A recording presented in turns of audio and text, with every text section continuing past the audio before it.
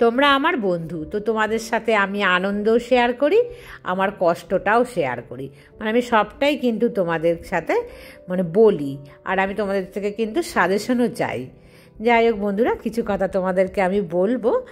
আর কাল তোমাদের যে আমি পুজোর ব্লগটা দিয়েছি, কোজাগরী লক্ষ্মী পুজোর দিন কিভাবে আমি মা লক্ষ্মীর আরাধনা করি, তো সেই ব্লগটা দেখাতে গেলে আমি কিন্তু তখন আর দেখাই না তোমাদের সাথে যে সকালবেলায় আমি কি করি বা বিকেলবেলা আমি কি করি।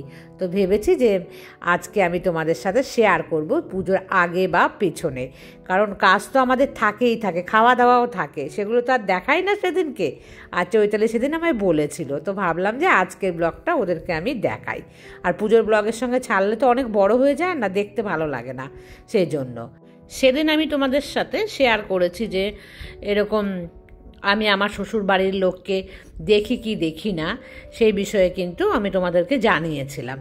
তো বিশ্বাস করো, আমি না একটা কথা মন থেকে বিশ্বাস করি যে রিভেঞ্জ অফ নেচার, প্রকৃতি কিন্তু ছেড়ে দেয়, ছাড় দেয় না। আমি যেটা করব প্রকৃতি কিন্তু আমাকে ঘুরিয়ে আমার সেই চাকাতেই কিন্তু এনে আমাকে দাঁড় করাবে।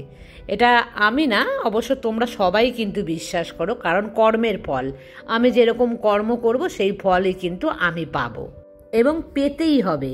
আমি যদি ভালো ফল করি, লোকে কি বলল তার কিন্তু কোনো মূল্য নেই, যায় আসে না। আমি যদি কর্ম ভালো করি, ঈশ্বরই আমাকে কিন্তু সেই কর্মের ফল দেবে, তাই না বন্ধুরা? তো সেটা কিন্তু আমি খুব মানি। আর আমি যতই আমার শ্বশুরবাড়ির লোকের সাথে না থাকি, কারণ অনেকেরই ধারণা, ধরো বাইরের লোকের কথা আমি বাদই দিলাম, যখন নিজের লোকরা বলে, আর আমাকে নিজের লোক, নিজের রক্ত যখন বলে যে আমরা দেখি না শ্বশুর শাশুড়িকে, তখন কিন্তু সবচাইতে বেশি না মনের ভেতরে কষ্ট হয় যে নাকি আমরা দেখি না। তোমাদেরকে একটা কথা বলি, শ্বশুর শাশুড়িকে আমরা দেখি, প্রত্যেক মাসে আমার হাজব্যান্ডের অ্যাকাউন্ট থেকে টাকা যায় ফোনপে। এখন তো ফোনপে হয়েছে, আগে তো ছিল না ফোনপে। আগে কিন্তু একদম পোস্ট অফিসের মাধ্যমে টাকা যেত। হ্যাঁ, আর আমরা যতই ওখানে না থাকি না কেন, আজও আমার এই কয়েকদিন আগে আমার শাশুড়ি মায়ের পা ভেঙেছিল। হ্যাঁ, সমস্ত যত ট্রিটমেন্ট, ফিজিওথেরাপি থেকে শুরু করে আমার হাজব্যান্ডই কিন্তু সমস্ত টাকা দেয়। তো দেবে নাই বা কেন? তার ছেলে, তার কিন্তু আর একটা ছেলেও আছে।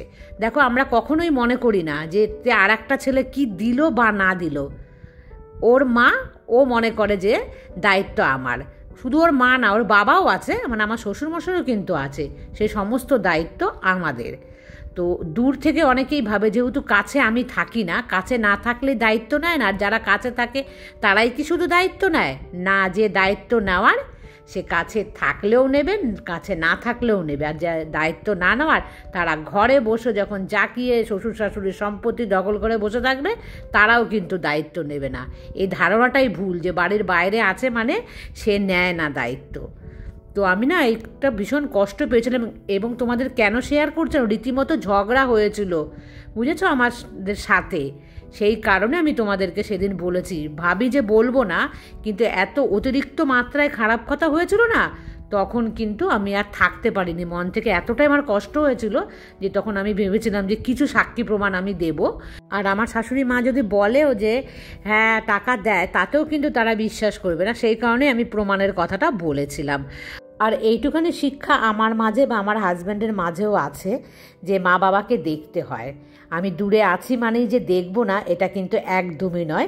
এবং আমার শ্বশুরবাড়ির যে সম্পত্তি, তার প্রতি কিন্তু আমার বা আমার হাজব্যান্ডের কারোই কিন্তু বিন্দু মাত্র লোভ নেই। বন্ধুরা, স্নান করে দেখো পুজো দিলাম। এখানে কিন্তু পুজো দিতে গিয়ে 2 থেকে 2.5 ঘন্টা লেগে গেছে, জানো তো, তোমাদেরকে শেয়ার করার জন্য। যাই হোক বন্ধুরা, আমি তো তোমাদেরকে দেখালাম। আর এই যে ভোগে আমি তুলসী পাতা দিয়েছি, স্বর্ণালী বলেছে মা লক্ষ্মীর ভোগে তুলসী পাতা দিতে নেই। তো আমি কেন দিয়েছি দেখো, আমি বলি তোমাদেরকে কারণটা। তুলসী পাতা অনেকেই দেয় না মা লক্ষ্মীর, কিন্তু এটা না, একদমই ঠিক নয়। মা চরণে বা তুলসী পাতা কোনো রকম মা লক্ষ্মীকে তোমরা দিতে পারবে না।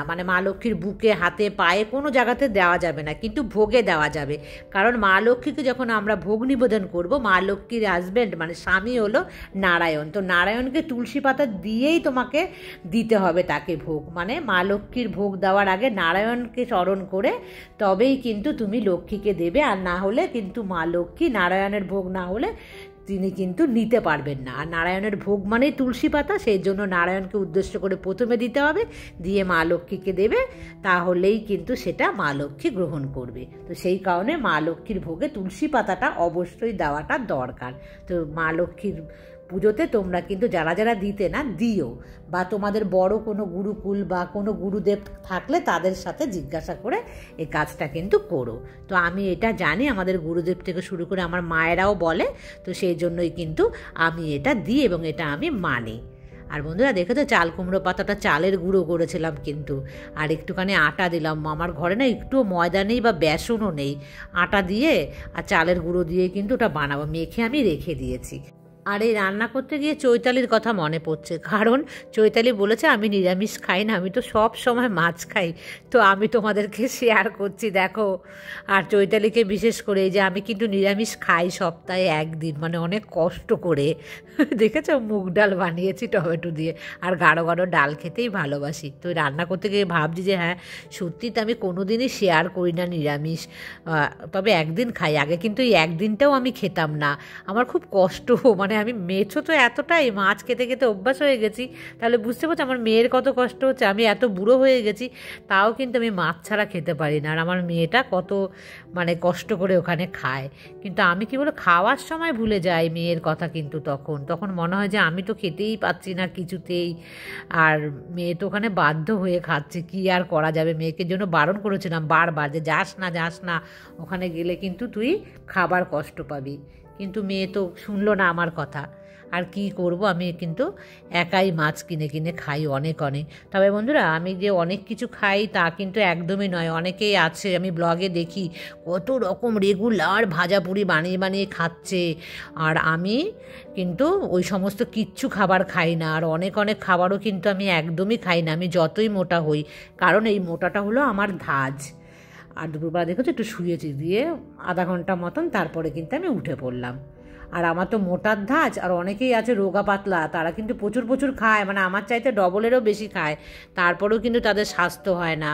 তার মানে ভেবো না যে তারা পেটুক নয়, পেটুক শুধুমাত্র আমি একা, পেটুক কিন্তু তারাও বেশি, কারণ তার শরীরের যে ইমিউনিটি বা যার শরীরের ওর ঝাঁজ, সেই জন্য ও মোটা হয় না, মানে তারা মোটা হয় না। আর আমি কিন্তু অল্প খেলেই মোটা হয়ে যাই। তোমরা দেখতেই পাও আমি সবটা খাবারই তোমাদের সাথে শেয়ার করি, এমন নয় যে আমি খেলাম বিকেলবেলায় ভাজা পুরি এনে তোমাদের সাথে শেয়ার করিনি, তা কিন্তু একদমই নয়। তোমরা বলতে পারবে আমি কবে খেয়েছি ভাজা পুরি আর কবে খেয়েছি মাংস? আমাকে একজনের মধ্যে কিন্তু কমেন্টস করেছিল যে মাংস খাও না দিদি তুমি, দেখতে পাই না। হ্যাঁ সত্যি আমি মাংস এনে খেয়েছি, সেই যে মেয়ে এসেছিল 2-2.5 মাস হয়ে গেছে তখন। তো ভেবেছি পুজোর মধ্যে একদিন আমি মাংস খাবো। মাংস খেতে খুব একটা বেশি ভালোবাসি না বলেই আসলে কী বলো তো মাংসটা তোমাদের সাথে শেয়ার করি না। আর যদি ভালোবাসতাম তাহলে গিয়ে কিনে আনতাম, মাছ যখন কিনে আনতে পারি মাংসও তো কিনে আনতে পারি। আসলে মাংসটা সেই হিসেবে না ভালোবাসি না, ছোটোবেলা থেকে মাছ খেয়ে অভ্যস্ত হয়ে গেছে, তো মাছ আর ভাত আমার হচ্ছে সবচাইতে প্রিয় খাবার, মাছ ভাত। তা তোমরা দেখতেই পাও যে রেগুলার আমি এই মাছ ওই মাছ সেই মাছ কিন্তু খাই। আর একসাথে যখন বাজারে যাই, মানে বাজারে গেলে একসাথে আমি বেশি করে মাছটা নিয়ে আসি। আর দুপুরে যা ছিল বন্ধুরা সেগুলো খেয়ে কিন্তু আমি এখন চলে আসলাম, শেয়ার করলাম না, এখন তোমাদের সাথে শেয়ার করব একটা নাইট কেয়ার। তো কিভাবে আমি কেয়ার নিই নাইটে, এটা সপ্তাহে যদি তোমরা 3-4 দিন করো তো খুব ভালো রেজাল্ট পাবে। বেশ কিন্তু আধা ঘন্টা মতন কি 1 ঘন্টা মতো ভিজিয়ে রেখেছিলাম এটা, আর সেই ফাঁকেই আমি খেয়ে নিয়েছিলাম খাবার। আর এই দুটোকে দেখো ভালোভাবে খোসা ছাড়িয়ে ভালোভাবে ধুয়ে নিয়ে একটা পেস্ট বানিয়ে নেবে। তো এইরকম একটা পেস্ট, হামনদিস্তা হোক শিলনোড়া হোক বা মিক্সিতে দুটো হয় না, একটু জল দিলে বেশি জল হয়ে যাবে বলে আমি দেইনি। তারপরে ফ্রেশ অ্যালোভেরা জেল আমি এখান থেকে বার করছি, তোমরা কিন্তু টিউবের অ্যালোভেরা জেল নিতে পারো। আমি যেহেতু আর্টিফিশিয়াল পছন্দ করি না সেই কারণে কিন্তু আমি একদম ন্যাচারাল জিনিস নিই। আর স্কিনে প্রবলেম আছে তো দেখো ভালোভাবে মিশিয়ে নেবে, এটাকে নিলে দেখো একটুখানি কিন্তু মানে কি বলে না আঠা টাইপের হবে, যেহেতু এটা আর্টিফিশিয়াল নয়। আর টিউবেরটা যদি ব্যবহার করো তাহলে কিন্তু সেটাতে এতটা স্লিপি টাইপের হবে না। যাই হোক খুব ভালোভাবে দেখো মুখের মানে প্রত্যেকটা অংশে খুব ভালোভাবে কিন্তু লাগিয়ে নেবে, নিয়ে এটাকে আধা ঘন্টা থেকে 1 ঘন্টা মতো রাখবে। আর 2 থেকে 3 ঘন্টা রাখতে পারলে সবচাইতে কিন্তু ভালো রেজাল্ট হয়। মুখটা ধুয়ে চলে আসলাম, আর তোমরা চাইলে ময়শ্চারাইজারটা লাগাতে পারো, যে কোনো ময়শ্চারাইজার আর কি লাগাতে পারো। আমি না ময়শ্চারাইজার লাগাচ্ছি না, কারণ আমি এইটাতে খুব বিশ্বাস করি, তো এটার মধ্যে কিন্তু বেঁচে আছে অনেকটা, তো এটা লাগিয়েই না আমি ঘুমিয়ে পড়বো, আর কিন্তু আমি ময়শ্চারাইজার দেবো না। তো দেখো এইভাবে সারা মুখের মধ্যে আমি ডলে নেব।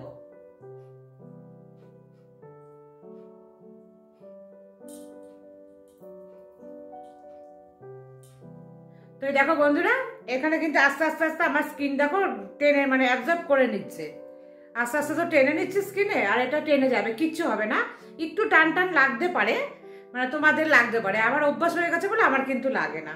তো এটা নিয়ে শুয়ে পড়বো, আর সকালবেলা ঘুম থেকে উঠে আমি নর্মাল যে জলে ধুয়ে নেবো, তাহলে দেখবে স্কিনটা অনেক ভালো থাকবে। আর না চাইলে ময়শ্চারাইজারও লাগাতে পারো, ময়শ্চারাইজার লাগালে কোনো অস্বস্তি হবে না। এই অ্যালোভেরাটা লাগালে একটু হালকা মানে অস্বস্তি হতে পারে, তাহলে তোমরা ময়শ্চারাইজার লাগিয়ে নেবে। আর আমি ময়শ্চারাইজার লাগালাম না, কারণ এটা লাগাতে লাগাতে আমার অভ্যাস হয়ে গেছে, এটাই কিন্তু একটা ময়শ্চারাইজারের কাজ করবে। তো চলো বন্ধুরা, তোমাদেরকে আমি একটা জিনিস দেখাই।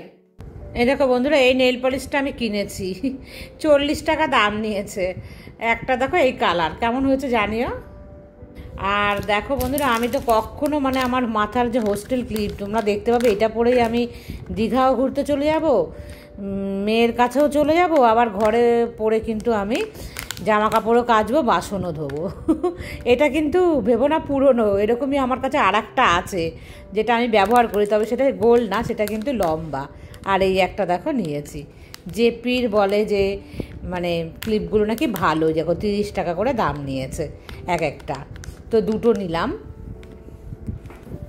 আর এই দেখো, এটা আমার আগের, এটা কিন্তু আমি সবসময় পরি, আমার এই ব্ল্যাক কালার ভালো লাগে। আর এই জিনিসটা দেখো, আমার মেয়ে না আগের বার আমাকে বার্থডেতে গিফট করেছিল, আমি এখনও পরতেই পারিনি, মেয়ে কষ্ট পাবে জানো তো।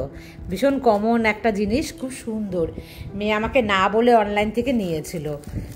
এই দেখো বন্ধুরা, এই ডিজাইনটা কেমন দেখেছো না অনলাইনে, এগুলো তো ভীষণ পাওয়া যায়, মিশো, ফ্লিপকার্ট, অ্যামাজনে সবেতেই কিন্তু এটা ভীষণভাবে পাওয়া যায়। তো মেয়ে নিয়েছিল, এই দেখো এটার সাথে এটা কানের,